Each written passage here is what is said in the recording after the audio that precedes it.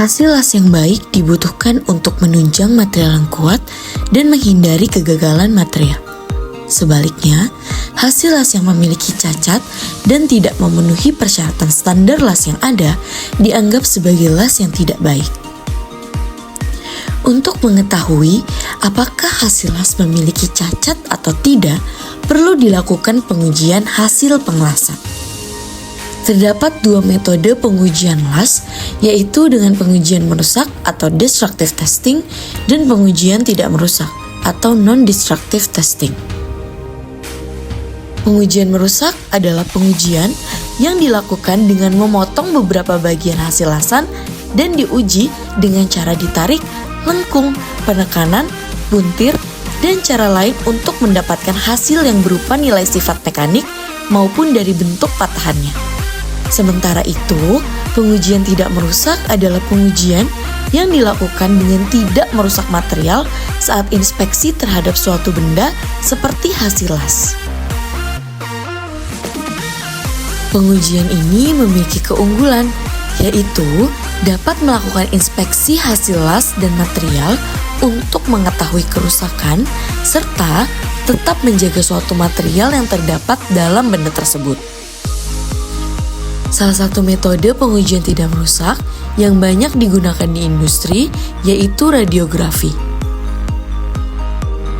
Radiografi adalah salah satu jenis pengujian tidak merusak yang menggunakan radiasi sinar gamma dan sinar X untuk memperoleh gambar bayangan hasil penembusan radiasi. Metode ini dapat memeriksa struktur internal suatu benda termasuk hasil las. Sampai saat ini, perkembangan teknologi terutama di bidang pengujian tidak merusak terus berjalan.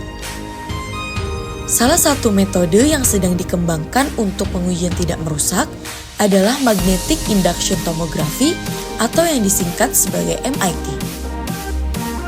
MIT mampu menghasilkan citra pada objek-objek yang memiliki nilai konduktivitas yang tinggi seperti objek-objek logam, sehingga sangat potensial untuk dimanfaatkan pada dunia industri, terutama pada industri manufaktur. Penggunaan metode MIT sebagai pengujian tidak merusak dengan teknik pencitraan memiliki keunggulan, seperti tidak memerlukan kontak langsung dengan sampel, objek, atau material yang akan diinspeksi. Bersifat non-destruktif, tidak ada radiasi, dan biaya yang dikeluarkan untuk pemeriksaan cacat relatif rendah. Serta, sistem MIT ini dapat dilakukan secara real-time. Adapun cara penggunaan dari MIT adalah sebagai berikut. Pertama, nyalakan.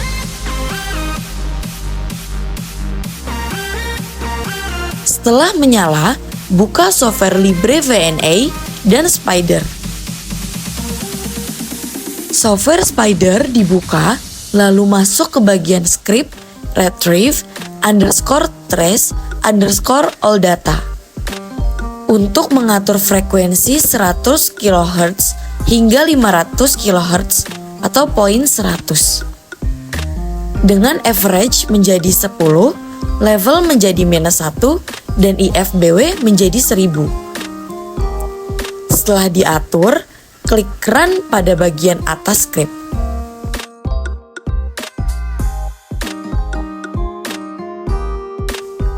Kemudian, software LibreVNA dibuka untuk melakukan kalibrasi pada alat.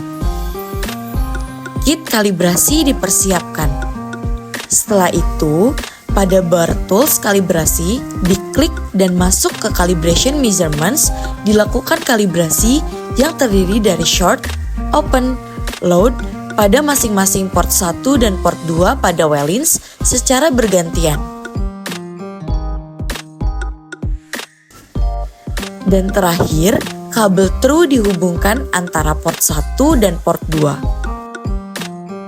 Setelah proses kalibrasi dilakukan, dilanjutkan dengan pengecekan terhadap kualitas hasil kalibrasi dengan memasang 2 buah load pada port 1 dan 2, lalu mengsetting grafik dan melihat hasil grafik pada software LibreVNA.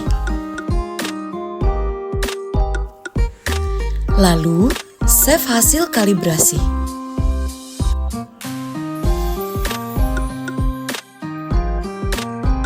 Kemudian, koil yang berperan sebagai receiver atau RX dihubungkan ke port 2. Dan, sensor dengan koil yang sebagai transmitter atau TX dihubungkan ke port 1. Kemudian, buka kembali software Spyder dan buka script loop_data.py. Lalu, pada script ganti nama file seperti pada tampilan, yaitu tes udara, serta ubah berapa banyak loop data yang diinginkan. Setelah itu, siapkan sensor untuk melakukan pengukuran. Ketika mengukur, klik Run pada bagian atas script, kemudian tunggu sampai loop selesai. Data hasil pengukuran dapat dilihat pada file GUI Wellins 2023.